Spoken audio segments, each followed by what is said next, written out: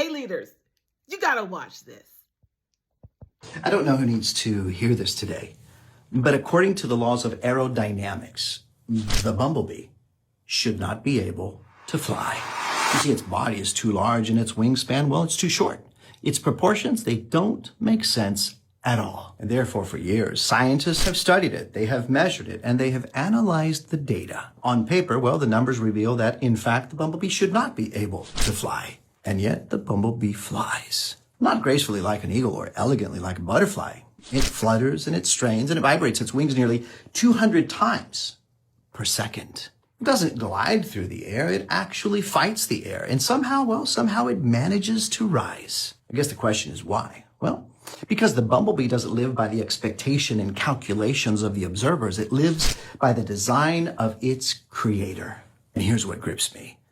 See, the bumblebee never read the research paper. It never got the memo, and therefore it never internalized the limitation. It simply did what it was created to do, and that is to fly. And you know what that tells me? Well,